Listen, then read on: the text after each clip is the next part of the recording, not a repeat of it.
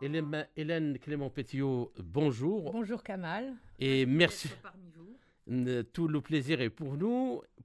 Encore une fois, c'est un énorme plaisir pour nous de vous recevoir. Alors,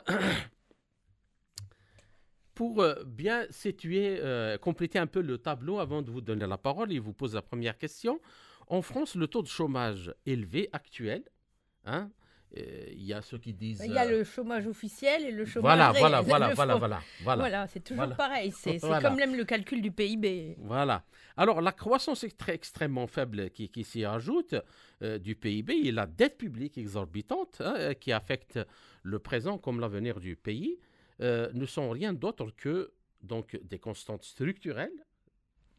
Oui, constantes structurelles, mais aggravées par des phénomènes conjoncturels. Voilà.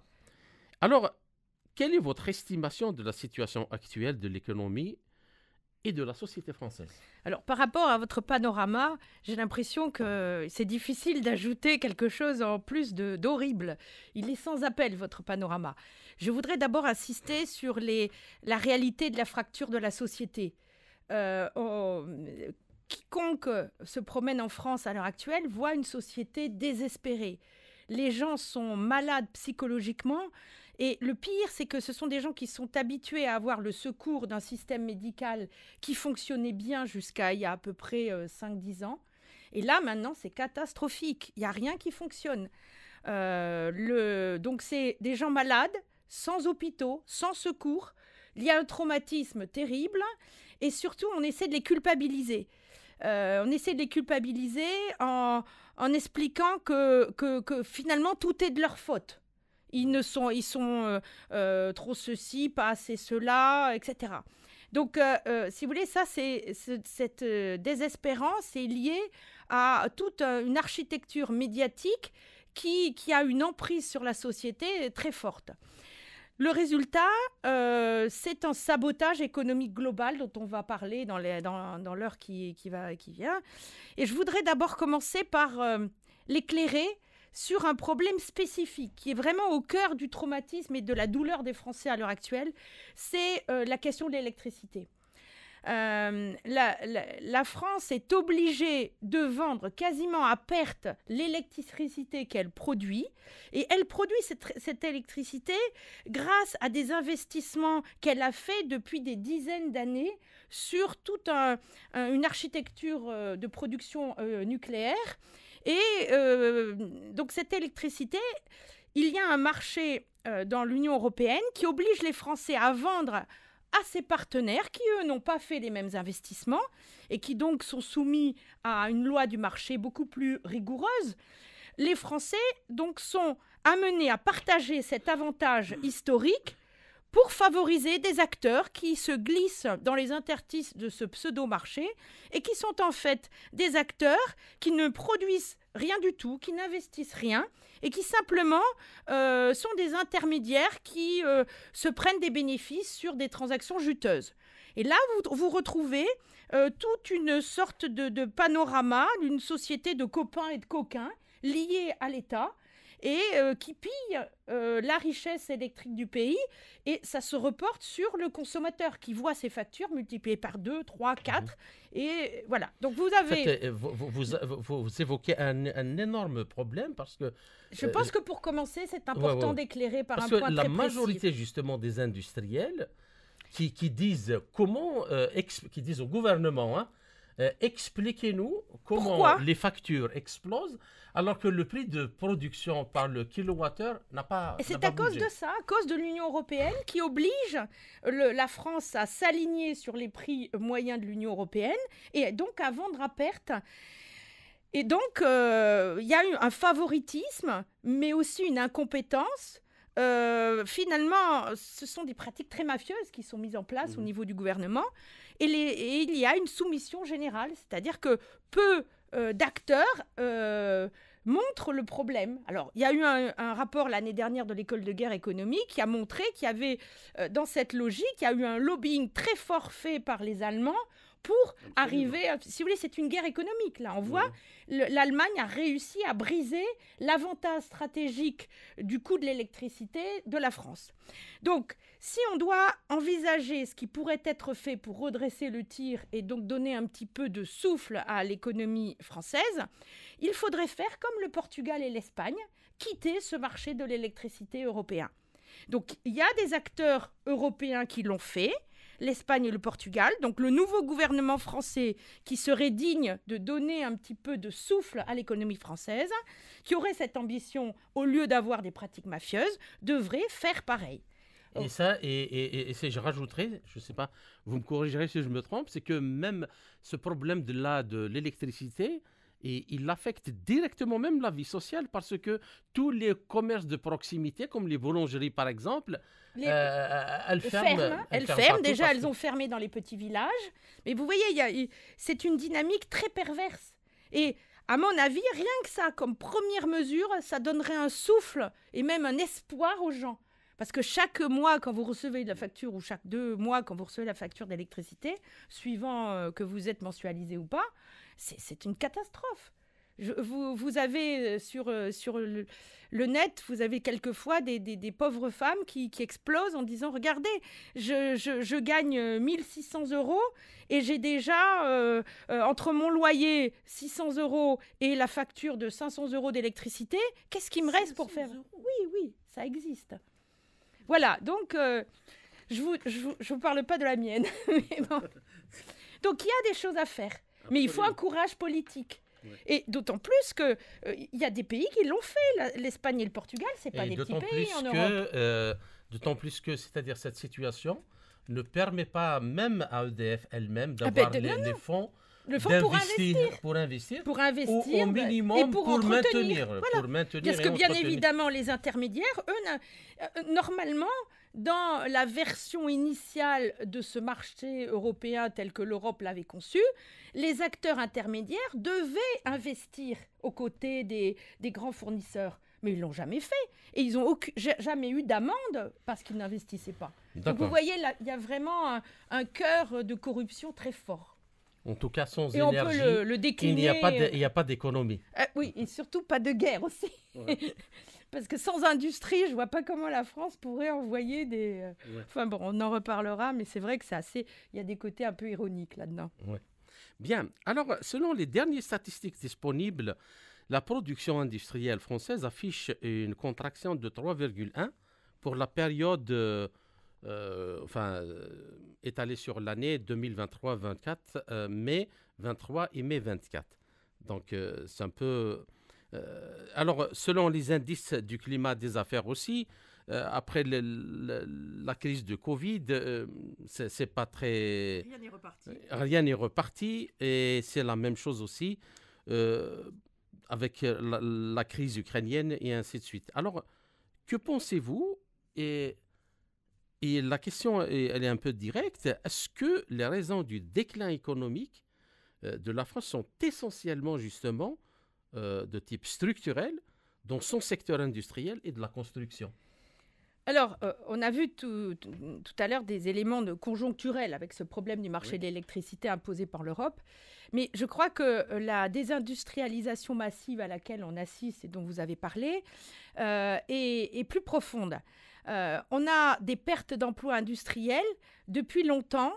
Et il faut savoir aussi sur l'ensemble du marché du travail que quand on perd un emploi industriel, on perd aussi 3 emplois de services associés à l'emploi industriel. Donc ça a un effet de levier très fort dans le marasme du marché du travail. Et il faut ajouter qu'il y a aussi des composantes d'irréversibilité. On voit avec toujours cette question du nucléaire, on nous dit récemment, on va essayer de faire repartir les choses. Bah oui, mais les chercheurs, vous ne les avez pas fabriqués pendant 20 ans. Il y en a certains, ils sont partis à la retraite ou ils sont morts. Les jeunes chercheurs, on ne les a pas embauchés. Bon, je souris parce que je sais que vous étiez physicien et justement dans ce secteur et que peut-être dans une autre vie, vous auriez pu être embauché comme ingénieur nucléaire en France si les choses avaient marché normalement. Donc, quand on tourne la clé pour éteindre une usine, on ne peut pas la retourner dans l'autre sens pour la rallumer. C'est ça l'irréversibilité. C'est pas mécanique. C'est pas mécanique, c'est pas comme le bouton électrique. Oui. Donc il y a une perte de scientifiques, une perte de connaissances, une non-formation. Il y avait déjà, il y a une dizaine d'années, un ouvrage qui avait été écrit par Patrick Artus et Marie-Paul Virard, « La France sans ses usines ». C'est un ouvrage de 2014 et il exposait déjà le côté dramatique de cette dynamique. Mais il faut savoir que au début des années 2000, il y a eu des hurluberlus, excusez-moi l'expression, je ne vois pas comment les appeler autrement, qui parlaient de on n'a plus besoin d'usines, on n'a plus besoin d'industrie, c'est l'économie de la connaissance. Voilà. Et l'économie de la connaissance, c'était, on a besoin de délocaliser, parce que tout ce qui est sale, on le délocalise ailleurs, vous voyez. Et nous, on a la connaissance et on la maintient. Donc, moi, j'ai toujours trouvé que dans cette vision de l'économie, il y avait une sorte d'accent un peu néocolonial. Et en même temps, une arrogance. C'est-à-dire qu'ils s'imaginaient que les choses on était dans la fin de l'histoire, les choses étaient figées, on avait la connaissance, les autres allaient faire l'industrie sale. Ce n'est même pas vrai. Ce n'est même pas vrai. Même pas vrai.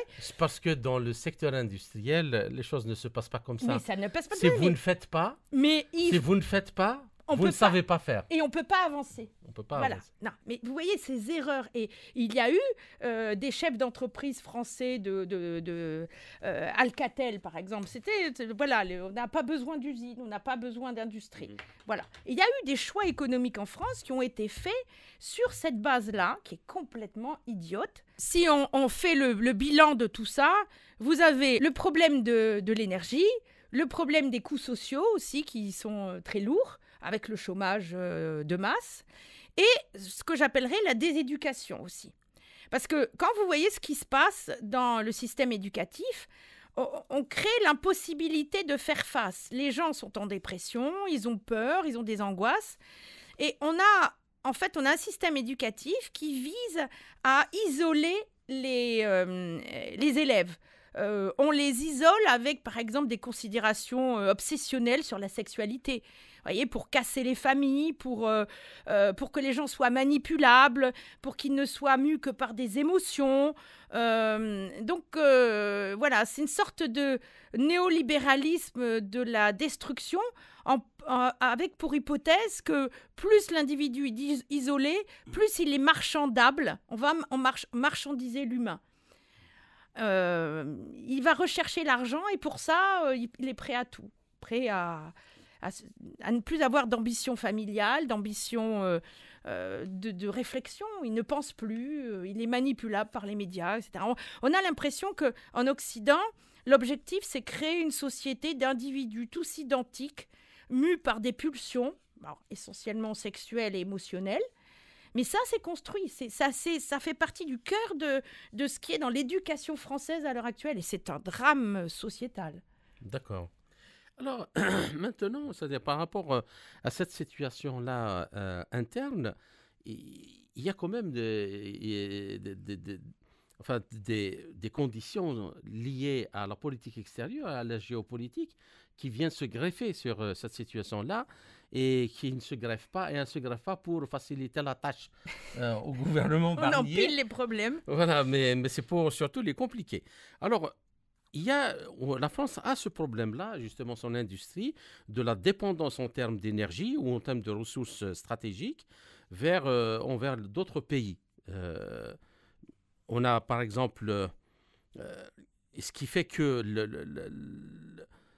la position ouvertement de plus en plus hostile, une main-d'œuvre incomparablement plus chère que nombreux concurrents sur le marché mondial, comme le chinois. Les Chinois, donc à un certain nombre de restrictions aussi qui peuvent s'ajouter. Nous avons des éléments caractéristiques de la production sur le territoire français, rendent donc l'idée de réussite de la réindustrialisation française illusoire et complètement déconnectée des réalités. Parce que l'énergie, la France n'a plus la souveraineté comme il le faut. Elle dépend sur les matières stratégiques pour relancer l'industrie de la Russie et d'autres pays. Des BRICS. Des BRICS. Voilà, soyons clairs. Voilà. Mais Le problème, Hélène Clément Pétillot, le résultat du règne de Macron, donc étroitement lié au règne de l'Union européenne, disons les choses comme elles sont, ouais, n'a-t-il pas directement conduit justement à l'impossibilité non seulement du développement, mais même de la simple stagnation de l'industrie et de conservation, ce qu'ils ont reçu comme legs. Ce qui aurait pu être conservé. Voilà, française et européenne est forte. Votre question est tout à fait juste, mais il faut connaître l'ambition du président actuel. Macron, la seule chose qu'il veut, c'est être président de l'Europe. La France, il n'en a que faire. Quand il parle de quelque chose, il parle de souveraineté européenne. C'est-à-dire la position de l'Europe dans le monde. La France, ça n'a pas d'importance. Il n'y a pas de culture pour lui, pas de culture française. Il ne comprend pas l'histoire aussi. D'ailleurs, est-ce qu'il la connaît? Je ne sais pas. Donc, il impose une réalité virtuelle. Et les médias suivent absolument, parce que tous les médias en France sont subventionnés, mais avec des millions d'euros chaque année, des centaines même pour certains. Et donc, ils recrachent exactement le récit qui est imposé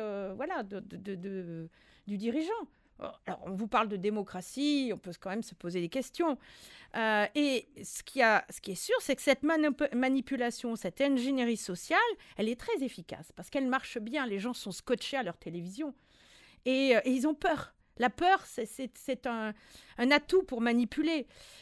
L'incohérence de la politique économique, dont on a montré des exemples, va aussi de pair avec le saccage diplomatique. Si vous regardez que ce soit les relations avec l'Est, tout a été saboté.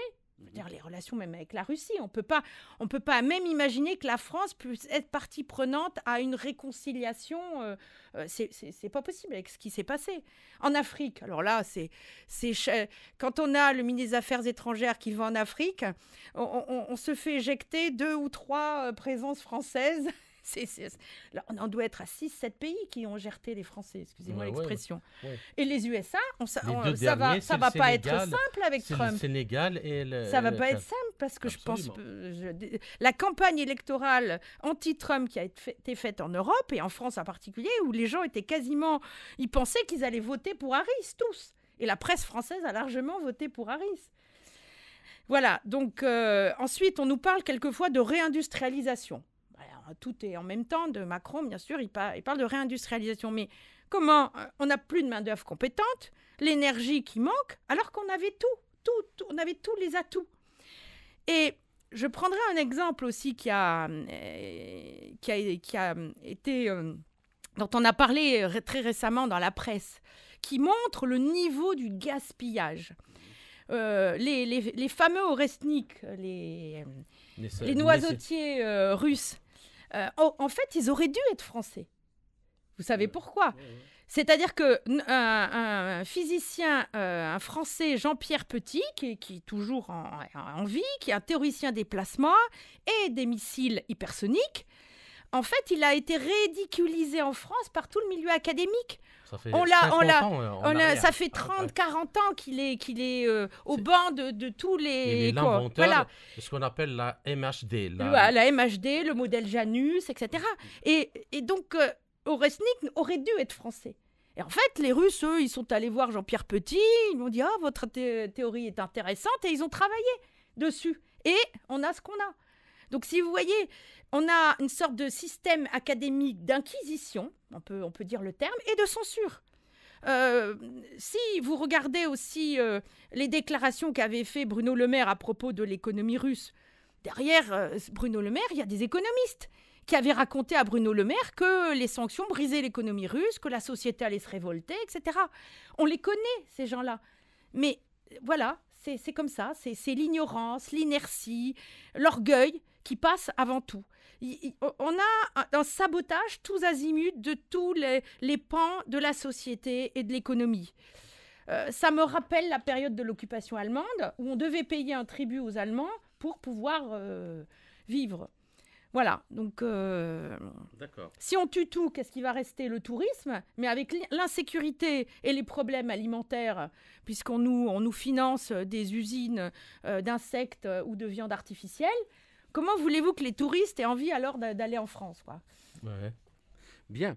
Alors, la survie des industries françaises et européennes à long terme ne peut être assuré que par, disent certains économistes, et j'aimerais avoir votre avis sur ça, par une délocalisation vers des pays offrant un accès aux ressources énergétiques. Voilà, et évidemment, il y a des prix abordables, de facto, une compétitivité du marché, et ainsi de suite, mondial. Et donc, là, il y a les choix, c'est ce que vous venez d'évoquer avec Trump, les États-Unis d'Amérique, donc, qui offrent aujourd'hui l'accès à l'électricité, oui, un tarif de 158% et au gaz à un tarif de 345% inférieur à celui du marché de l'Union européenne, selon Mario Draghi, qui le dit, l'ex-président de la Banque centrale européenne. Et c'est la même chose donc pour la France. Alors, les États-Unis, Hélène Clément-Pitillot, le grand frère et allié stratégique majeur des Européens, ne sont-ils pas en train de se réindustrialiser en pillant ce qui reste de l'industrie européenne? Et comment voyez-vous la situation justement de cette réindustrialisation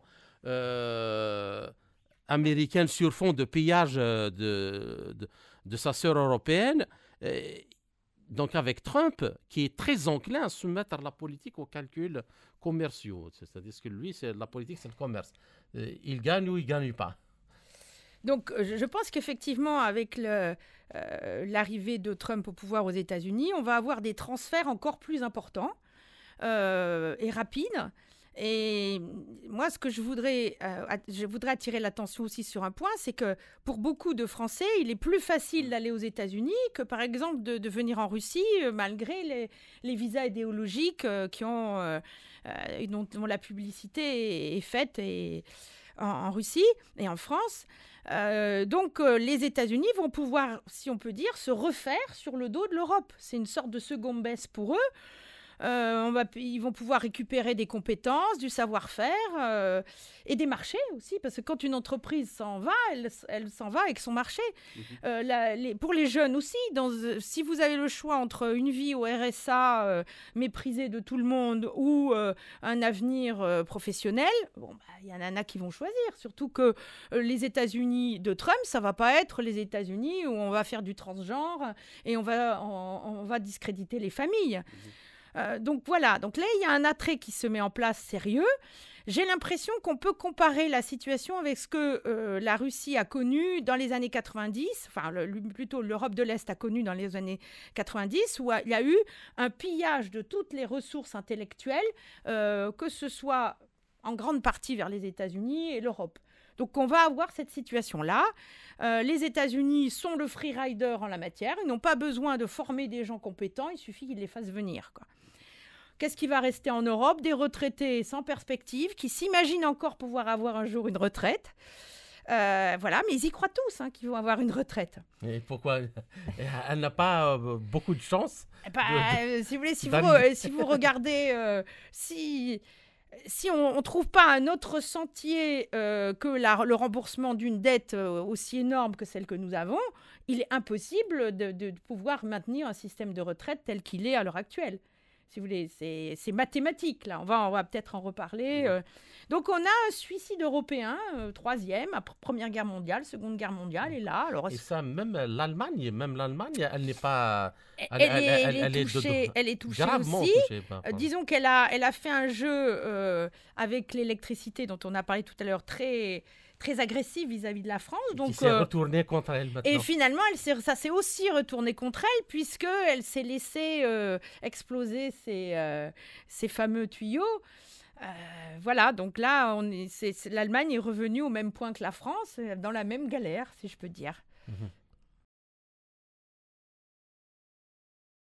Alors maintenant, après le tableau que nous avons dressé durant la première partie, j'aimerais bien passer donc aux questions financières, parce qu'il y a beaucoup d'économistes, et j'aimerais justement avoir votre avis sur ça, qui parlent d'une éventualité du scénario grec ou chypriote qui pourrait advenir en France, malheureusement. Si les choses se gâtent et que le gouvernement n'arrive pas à lever les fonds, pour faire face au déficit budgétaire. Alors, il faut savoir, il y a un économiste qui est assez célèbre en France à l'heure actuelle sur les réseaux parallèles, c'est Charles Gave.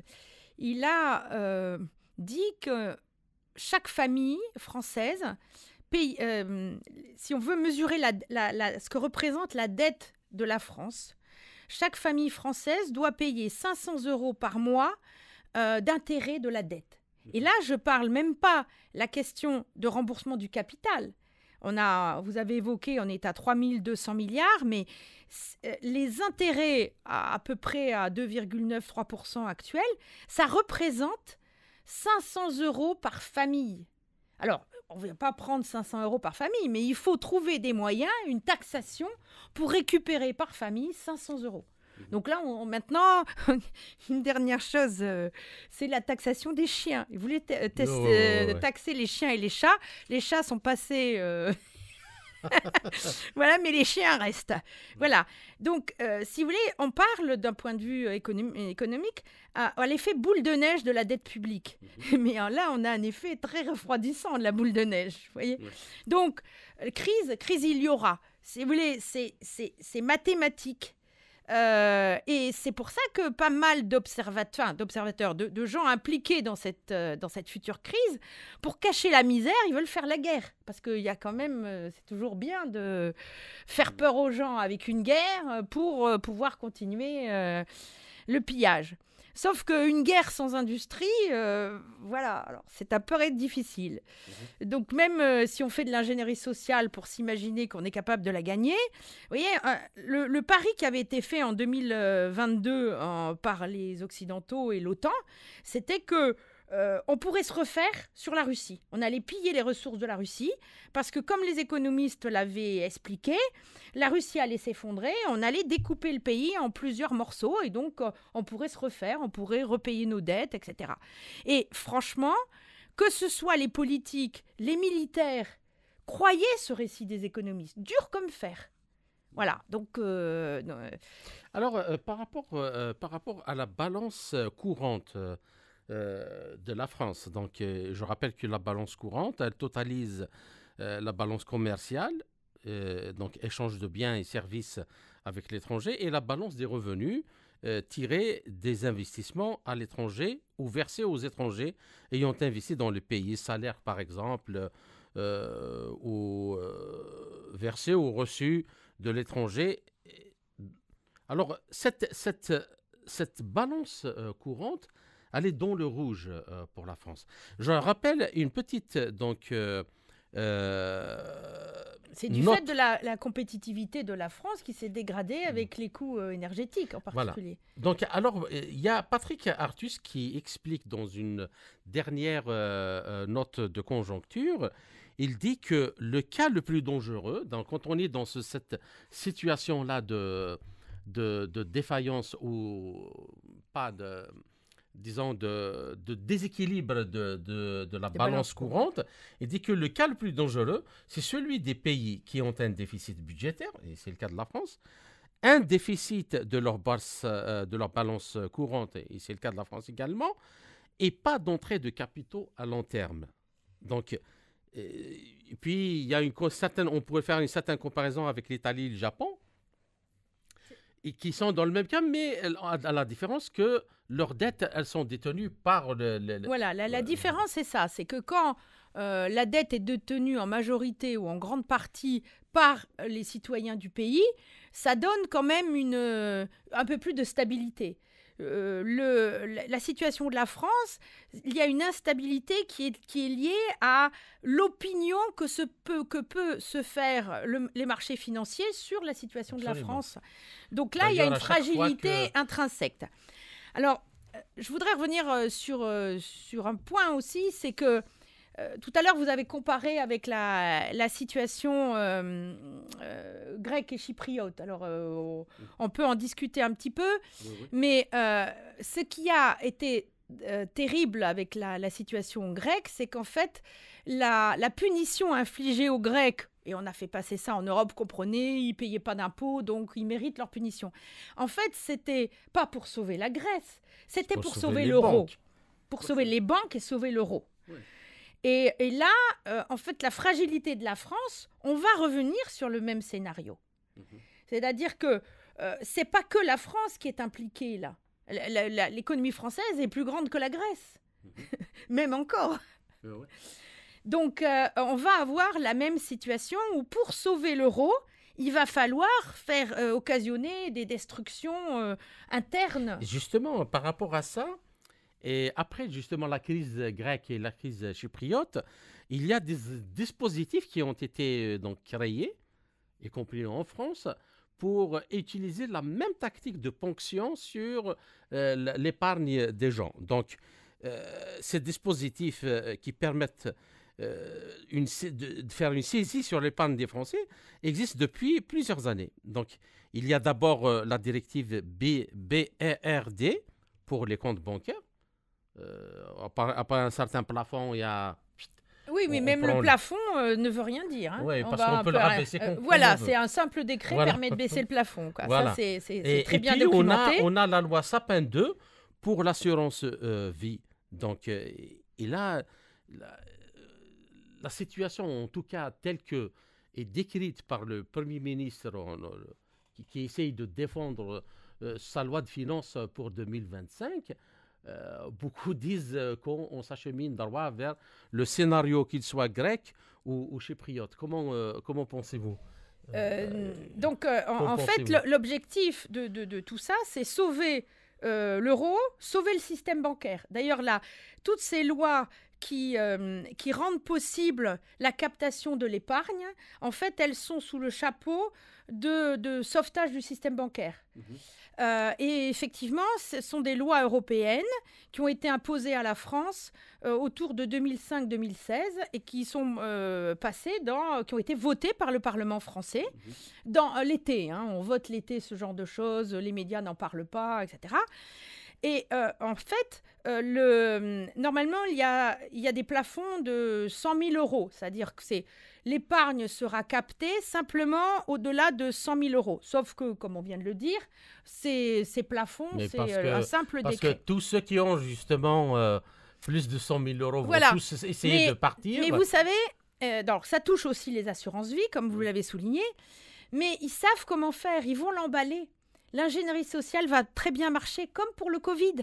C'est-à-dire qu'ils vont expliquer, pour être un bon Français qui veut sauver vraiment la France, il va falloir qu'ils apportent, alors ce coup-ci, au lieu d'apporter le bras, ils apporteront leur épargne et ils se feront donner des papiers, des certificats de sauvetage de la France, par exemple, et ils seront contents, ils dénonceront leurs voisins de ne pas faire de même. Ça marchera comme ça. Il y a une soumission totale. Les gens seront amenés à ça. On en reparlera peut-être dans quelques mois si vous voulez, mais je crois vraiment que la situation, le marasme intellectuel et spirituel est tel en France à ce moment-là, dans cette période, qu'ils feront pareil, comme le Covid. L'expérience du Covid a été, vous voyez, comme l'expérience à Chypre et l'expérience grecque, sert aussi de leçon pour savoir comment manipuler les populations. Et l'expérience du Covid est arrivée comme aussi une expérimentation de comment vous pouvez monter la société entre les gens pour pouvoir les soumettre encore plus, quoi. Voilà. Donc tout ça, on est dans la logique de la propagande de Goebbels, tout ça. Dans le contexte, justement, où il y a, selon certaines statistiques, disent qu'il y a beaucoup de gens qui quittent, qui font sortir leurs capitaux. Il y a une fuite de capitaux vers l'étranger parce qu'ils voient justement cette idée-là de ponction qui va certainement se poser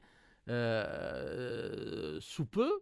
Et donc, Moi, ce que je vois, alors, c'est surtout le refus. Vous voyez, le refus de regarder les choses en face. Quand vous parlez à des gens de cette situation et de ce risque, ils n'y croient simplement pas. C'est comme la fin des retraites, ils n'y croient pas.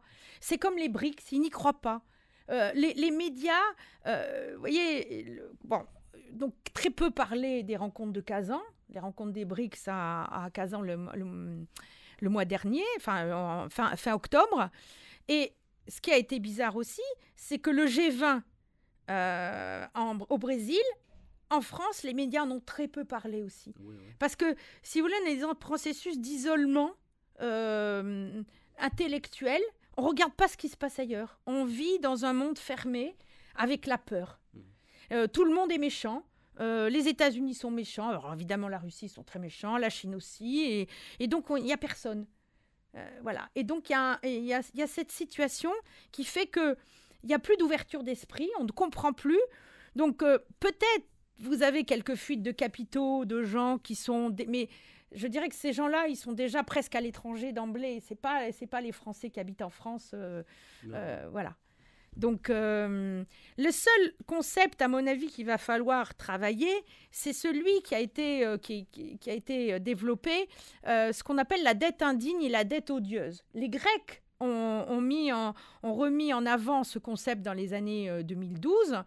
En fait, qui voudrait dire que une dette qui a été contractée contre les intérêts de la nation, du peuple ou de l'État, est indigne. Et donc, les créanciers qui ne peuvent pas démontrer qu'ils ne pouvaient pas savoir que la dette était contractée de façon indigne, ne doivent pas être remboursés. Et quand on voit la part de la dette qui était détenue par BlackRock en France, j'ai entendu dire par des économistes assez...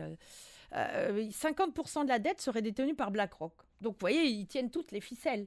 Mais dans ce cas-là, si un nouveau gouvernement met en place une politique où il changerait, par exemple, sortirait des traités du marché de l'électricité avec l'Europe, et il décréterait aussi l'indignité de la dette, BlackRock n'aurait aucune raison d'être remboursé de la moitié de la dette française. Vous voyez, l'Équateur a mis en place ce genre d'audit en 2007, quand le président Correa est arrivé au pouvoir. Et il y a eu donc un audit sur la dette, et des parties de la dette ont été évacuées. Voilà, mais en fait, il n'y a que depuis la fin de la Seconde Guerre mondiale que le FMI, la Banque mondiale, assure tout le monde que les créanciers doivent retrouver leurs créances et que les pays doivent honorer coûte que coûte. Parce qu'en fait, ces principes de dette indigne et de dette non remboursée, je veux dire, je crois que l'Allemagne a été un des pays de dette illégitime, et en tout cas qui ne doit pas être porté par le régime qui suit. Vous voyez, si un nouveau régime est amené au pouvoir, parce que le précédent était soit dictatorial, soit totalitaire, etc., voire même non, on n'a même pas besoin d'avoir ces caractéristiques pour avoir une évaluation de la dette indigne.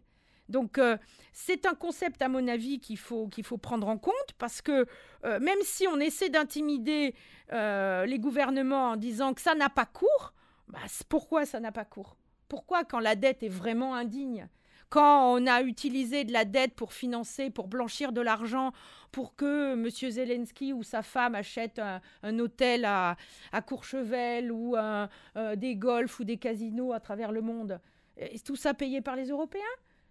Voilà, donc on doit avoir on a un suivi des factures quelque part quand on est dans une entreprise. Donc l'État doit aussi avoir un suivi. Donc un audit permet de trier ce qui est de la dette indigne et de la dette qui a été servie au pays, à faire avancer l'industrie, à reconstruire, etc. Donc il faut trier. D'accord. Alors, tout ça arrive dans une situation géoéconomique très particulière, et vous avez déjà entamé le sujet, c'est la réunion des BRICS à Kazan, qui s'est tenue fin octobre à Kazan, et où il y a eu donc un communiqué final qui comporte 162 points, dont donc d'abord la création d'un système de paiement alternatif basé sur une monnaie de compte, mais qui donc adossé soit à des matières premières, soit à plusieurs monnaies, et puis un système d'assurance et de réassurance, et disons la chose comme il le faut. Donc c'est un coup de pouce énorme vers la dédollarisation, parce que cela, d'abord, les pays BRICS et BRICS plus 13 vont certainement adhérer. Et plus encore vont certainement adhérer à ça, parce que tout le monde comprend. Ils y auront accès, en tout cas. Ouais, parce que tout le monde comprend actuellement que le dollar est devenu une arme de guerre.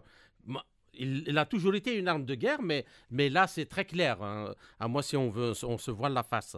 Et donc, la dédollarisation va aller de l'avant par rapport à toute la situation actuelle.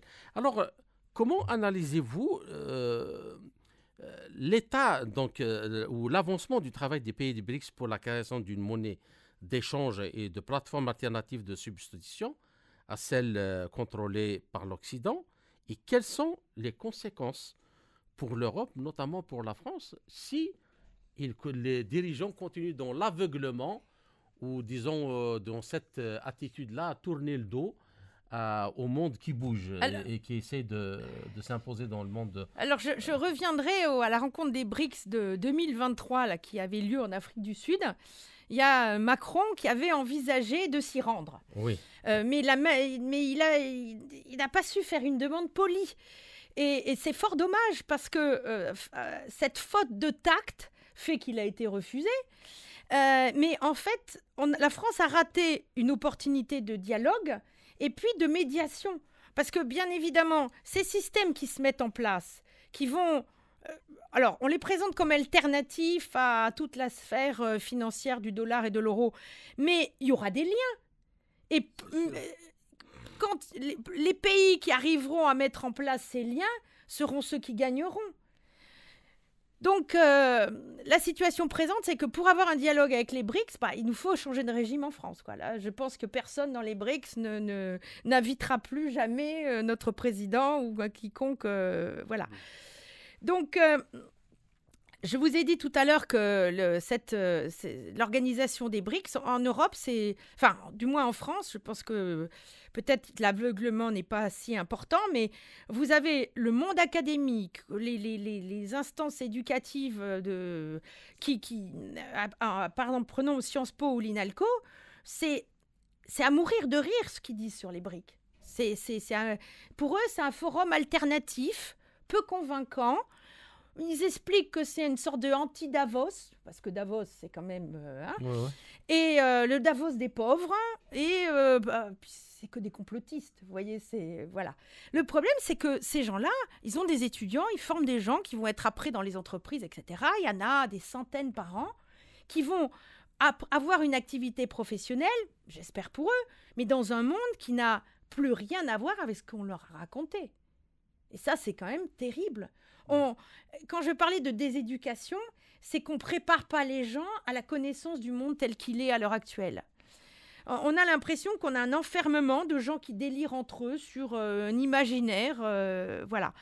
En même temps, les avancées des BRICS, comme vous l'avez souligné, oui, il y a des expériences de gestion de système de paiement.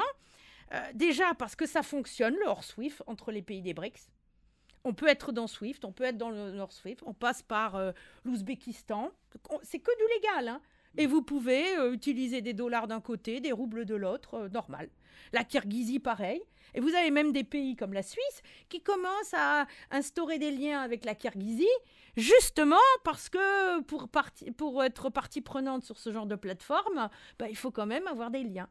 Donc, une chose qui va se passer avec la plateforme multilatérale en cours de construction pour les BRICS, c'est ces expériences vont être regroupées sur quelque chose qui va s'adresser plus globalement. Mais vous voyez, ça se nourrit de choses qui existent déjà. Donc, on a déjà une division des systèmes de paiement. Voilà. Et des liens qui s'instaurent. Donc, quand on nous dit « Ah oui, mais il parle d'une monnaie prochaine, etc. » Mais ça ne viendra jamais. Non, l'expérience est déjà en cours. On a déjà une alternative fonctionnelle à SWIFT. Une monnaie de compte. Ils veulent déjà une monnaie de compte, pas une monnaie de paiement. Une monnaie de compte, ça permettra d'économiser de la devise forte dans les échanges. On ne fera le total que c'est une chambre de compensation. En fait, on a exactement. besoin. Voilà. Ce que dit Sergueï Glaziev, et donc qui a la manœuvre par rapport à la création de ce système-là, il dit qu'il faut que les pays de l'Eurasie, qui sont donc le cœur de ce nouveau système, ne doivent pas faire l'erreur qui a été faite en Occident. Oui. Et ils doivent d'abord commencer par développer leurs économies L'économie réelle, je veux dire, Ben, pas économie l'économie réelle, financière. Parce que le marché financier est pour aider l'économie réelle, mais pas pour le piller. Voilà, Voilà. c'est ça. Donc, Et là, il dit que c'est ça qu'il faut faire d'abord, commencer à faire des échanges entre tous les pays c'est et la monnaie viendra comme une... et la monnaie de compte, c'est pour faciliter. Voilà, Absolument. c'est-à-dire que déjà, vous avez des systèmes hors SWIFT de relations entre les gens, donc de paiement en dehors du système SWIFT, c'est-à-dire hors des structures occidentales et hors de la connaissance de ce que peut identifier, par exemple, des systèmes de fiscalité française, etc. Tout ça, c'est en dehors. Ça fonctionne, ça aide des échanges. Et le système multilatéral va simplement englober tout ça. Mais les expériences existent déjà Absolument. et sont fonctionnelles. Donc, les gens qui ont l'habitude de fonctionner depuis quelques années avec ces systèmes hors SWIFT, automatiquement, ils vont fonctionner dans le cadre Donc, c'est ce qui me permet ici, ce qui en fait, avec la monnaie de compte, on peut permettre au pays d'échanger des matières premières, d'échanger de quelque chose manufacturé, c'est-à-dire le développement. Et puis, c'est le solde uniquement qui est remboursé. Voilà, qui est c'est ça. remboursé, soit par une monnaie, Donc, vous soit économisez des transferts Voilà. de monnaie Voilà, et de exactement. référence. Quoi. Mais c'est surtout aussi sur cette base de cette plateforme, on pourra aussi associer des placements et donc un marché financier. Vous voyez, les pays qui seront, ou les sociétés qui seront excédentaires pendant une période pourront placer sur des placements qui pourront être offerts. Vous voyez ? Donc, il y a tout un système hors SWIFT financier qui va se mettre en place à partir de cette réflexion sur le système d'union des paiements. Parce qu'il faut bien le dire, c'est l'exemple de ce qu'on a fait dans les années 50 en Europe, l'union des paiements. Absolument. Il aurait fallu qu'on en reste là. L'euro était une catastrophe pour l'économie réelle des pays. Maintenant, on le sait. Il y a eu même, il y a 5-6 ans, une étude qui a été faite par un institut de recherche allemand et qui a évalué par Européens ce que ça avait coûté l'euro. En France, alors je parle du chiffre d'il y a à peu près 5-6 ans, ils évaluaient à 57 000 euros par personne le coût du passage à l'euro. Alors, il y a des gens qui ont gagné. Les Allemands étaient bénéficiaires, évidemment. Les Italiens avaient moins perdu que les Français. Mais alors là, les Français, vous imaginez ce que ça représente ? Et quand vous regardez la dette des familles françaises, eh ben, ça équivaut pratiquement à la somme qui a été engagée, qui a été perdue avec le passage à l'euro. Et là encore, je pense que l'Institut de recherche n'évaluait pas les pertes de travail à long terme, etc. Mais le drame est vraiment réel. Et on a détruit l'économie réelle de la France. D'accord. Alors, une dernière question qui me semble extrêmement importante, c'est le lien entre la régression économique, en particulier, je parle physique, réel, pas la déconnexion monétaire ou hyper financiarisée. C'est-à-dire que lorsque l'économie se désagrège, se disloque, il y a des impacts sur l'éducation, il y a des impacts sur la santé, sur la maintenance des infrastructures, et ainsi de suite. Et donc, ça crée un climat culturel de désespoir et puis de résignation. C'est ce que vous expliquiez tout à l'heure. Et là, il y a quand même des choses importantes que j'ai vues. Alors, selon le journal Le Point, donc un journal français qui n'est pas alternatif, il dit que la France est championne d'Europe de consommation de drogue. En étant donc premier pays consommateur de cannabis, le troisième d'héroïne, le sixième de cocaïne. Et d'antidépresseurs aussi. Antidépresseurs, il est le premier. Aussi. Le premier pays consommateur d'antidépresseurs. C'est-à-dire, quand on rajoute ça, et on rajoute l'alcool. C'est encore d'autres drogues, ouais. On rajoute l'alcool et la cigarette. Voilà. Donc, avec 5 millions donc, de consommateurs réguliers, donc au cours de 30 derniers jours de cannabis et puis de près de 650 000 consommateurs réguliers de cannabis, ça a été multiplié par 3 au cours des 20 dernières années. ainsi de suite. Donc, Alors que normalement, ce sont des drogues prohibées en France. À part les antidépresseurs, mais le reste, c'est... Voilà. alors, comment analysez-vous justement cette tendance et est-elle corrélée justement à la régression économique Alors, et ça va culturelle? peut-être vous surprendre, mais l'Union européenne a imposé à la France que le business, le trafic de la drogue soit intégré dans le PIB de la France. Donc, plus il y a de consommation, c'est plus bien il y a pour le PIB. d'échanges de drogue, plus vous maintenez le PIB un peu C'est ce avant. que les Anglais et les Hollandais faisaient depuis très longtemps. Voilà, La mais drogue là, et la prostitution. voilà, alors je crois que la prostitution, c'est pas encore, mais vous avez encore une étape, le trafic d'organes, on pourrait aussi introduire dans le PIB pour rendre un peu plus de croissance à un pays. Non, enfin, on est dans l'absurde. Et en plus, on est dans une situation absolument anticoncurrentielle, parce qu'une entreprise qui fait un travail honnête, elle est soumise à la fiscalité. Le trafic de drogue, c'est défiscalisé totalement. Donc, vous avez une incitation fiscale à aller dans ces activités de trafic de drogue. Et on ne peut pas dire, mais la police, déjà, elle ne va pas dans pas mal de banlieues. C'est plus facile de taper sur les gilets jaunes ou les agriculteurs que d'aller ramasser un gamin qui fait du trafic de drogue, quoi. Et le pire, c'est que là, on a des scandales à l'Assemblée nationale.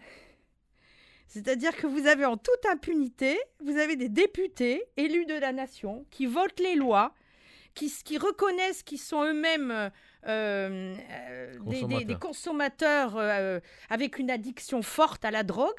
En particulier, à propos de la drogue de synthèse, il y en a un qui a été attrapé et qui utilise les enveloppes budgétaires qui leur sont octroyées avec des avances. Il y en a un qui a 25 000 € de dette sur les enveloppes parlementaires. Là. En quelques mois, tout ça pour consommer de la drogue. Alors, est-ce qu'il investit dans son business? Je ne sais pas. Mais vous le croirez peut-être pas.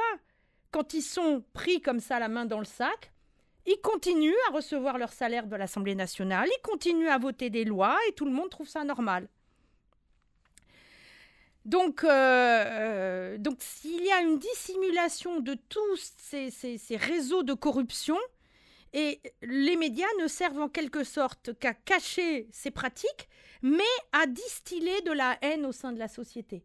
On va accuser le voisin, on va accuser les banlieues, les migrants dans les banlieues, etc., pour faire régner la peur.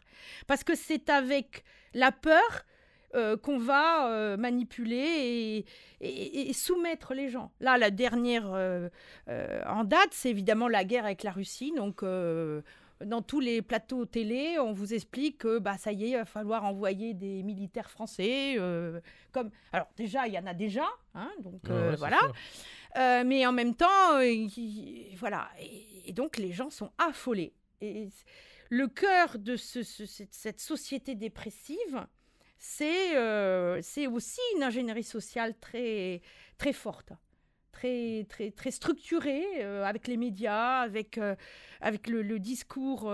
Je veux dire, même les militaires participent à ça, comme je veux dire, le programme de sciences cognitives, d'ingénierie sociale au sein des armées est quasiment un des premiers investissements que fait l'armée.